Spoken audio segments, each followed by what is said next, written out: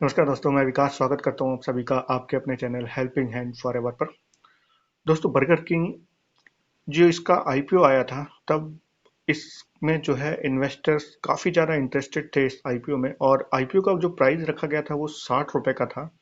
और IPO launch होने के यानी कि लिस्टिंग के बाद 1 से 2 दिन में ही जो स्टॉक ने हाई बना दिया था और 214 रुपए का यहाँ पे स्टॉक ने हाई बनाया था।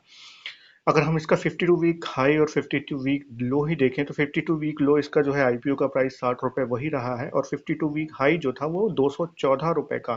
जी हाँ, 214 रुपए का इसने हाई बनाया है। अब यहाँ पर देखिए, क्योंकि उस टाइम जो है बुल रन में था मार्केट दिसंबर के टाइम पे, और साथ ही साथ जो है इसके जो इन्वेस्टर्स जो थे वो काफ़ी यूफोरिया में थे इस स्टॉक के प्रति खासकर। अब यहाँ पर देखिए कि जनवरी में इस स्टॉक में आपको देखा होगा कि सडन पूरा जनवरी ये स्टॉक नीचे की तरफ ही मूवमेंट देता रहा। उसका एक रीजन था कि यहाँ पर डोमेस्टिक म्यूचुअल फंड्स हैं जो कि एंकर इन्वेस्टर की तरह इस पे आए थे। उन्होंने जो है अपने शेयर्स डंप किए हैं। और ये डोमेस्टिक म्यूचुअल फंड्स कौन से हैं जिन्होंने बड़ी संख्या में अपने जो है यहाँ पर शेयर्स डंप किए हैं।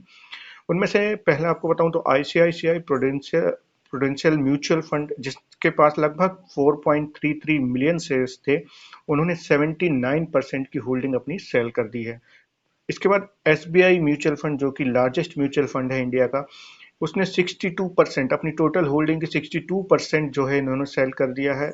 निप्पॉन इंडिया म्यूचुअल फंड, इन्होंने 77% अपने टोटल होल्डिंग की सेल कर दी है। उसके बाद सुंदरम म्यूचुअल फंड, इन्होंने भी 25%, जी हाँ, सुंदरम म्यूचुअल फंड काफ़ी जो है प्रॉमिसिंग थे। इन्होंने काफ़ी लंबे समय तक रखने के लिए ये कहा था। हालांकि इन्होंने सिर्फ 25% तक ही जो है अभी यहाँ पर इन्होंने अपनी टोटल होल्डिंग का सेल किया है। इसी कारण जो है शेयर जो है जनवरी माह में लगभग लगभग 22% की गिरावट शो की थी इस शेयर ने। और यहाँ पे आपको बता दूं कि जो भी एंकर इन्वेस्टर्स होते हैं वो लॉन्ग टर्म के नजरिए से यहाँ पर इन्वेस्ट करते हैं। कभी भी किसी भी स्टॉक में आईपीओ में जब वो जाते हैं एज ए एंकर इन्वेस्टर तो काफी लंबे समय का उनका नजरिया होता है। बट क्योंकि यहाँ इस स्टॉक ने मल्टीफोल्ड रिटर्न काफी जल्दी दे दिया, यानी 60 रुपए का स्टॉक 214 रुपए विद इन 1 मंथ 2 मंथ पहुंच गया था, जिसके कारण यहाँ पर जैसे ही उनका लॉक इन पीरियड खत्म हुआ एंकर इन्वेस्टर का, उन्होंने शेयर्स डंप कर दिए।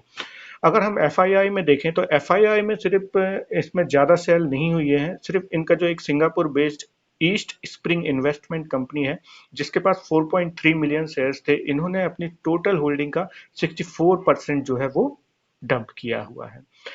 अब यहाँ पर बर्गर किंग ने कहा है कि उनकी जो है टॉप लाइन में रिकवरी आ गई है 86% की, यानी कि उनकी जो टोटल सेल है जो कि पिछले साल 2020 में 100% थी, उसके मुकाबले इस जनवरी को 86% रिकवर हो चुकी है। यानी कि पिछले साल के सेम मंथ की अपेक्षा इस मंथ में हम देखें तो 86% की सेल हुई है।